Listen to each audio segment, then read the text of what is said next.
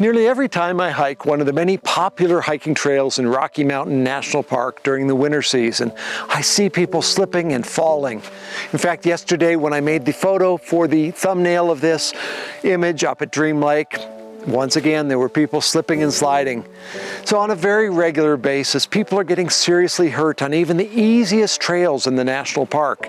In this video, I'll tell you how you can avoid a visit to the Estes Park emergency room.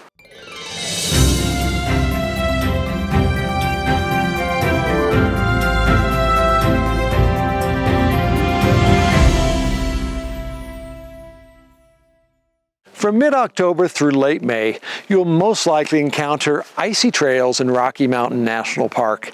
Now, the most dangerous trails in the park are those that are the most visited, whether that be a flat trail like Sprague Lake, or a bit of a climb like Dream Lake. The feet of thousands of people quickly turn a snowy trail into solid ice. Now, nearly every time I visit one of these popular trails during the winter season, I see people who are completely unprepared for the ice. While they slip and slide and perhaps struggle to get up a tiny hill, I can walk right up it or right down it without any issues at all. Visitors often look at me with a sense of awe as if I have some special superpower. Well, the secret is simply that I use microspikes when I'm hiking on icy trails. These are devices that slip on over your shoes or boots and grab onto the ice with small spikes. Now, these are not the crampons used by mountaineers, nor are they the cheap traction devices with coils on the bottom or a few metal pieces sticking out of a piece of plastic.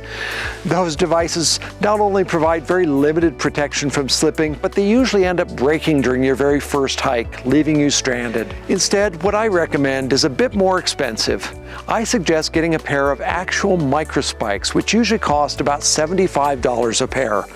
Now, these have a solid rubber grip that goes around your boots with thick chains and metal spikes on the bottom. There are several different companies that make these. I often buy the ones made by Catula, as they're generally pretty tough. Now, the important thing is not which brand you get, but how well built they are, and you want to make sure that they're not likely to fall apart soon. And no, I'm not sponsored by Catula. Generally, you're going to find that you'll get what you pay for. Now, if you're coming up for just a short trip and don't want to make that investment, then simply rent them while you're here. Places like the Estes Park Mountain Shop or Outdoor World have them to rent for about $10 a day. That's sure a lot cheaper than a visit to urgent care and makes hiking in the mountains a lot more fun. These devices simply slip on over your boots. Just be sure that the spikes are pointing downward. Most of them have a tab at the back of the foot for pulling them up. This also helps you to figure out which is the front and which is the back. Now, be aware that they can be a little bit tricky to put on the first time, so practice somewhere warm before you try to put them on outside in the cold. Now, along with the microspikes, I recommend that you also use a pair of hiking poles. Using them together, you'll have great traction and balance and be able to hike easily where others cannot. One other thing you should note is that they're not going to help you much in the deeper snow. We'll cover that in another video. Now, go get your microspikes so you can enjoy hiking on the many popular and beautiful winter trails in Rocky Mountain National Park. Well, that's it for today. Thanks for watching. I'll see you all again soon.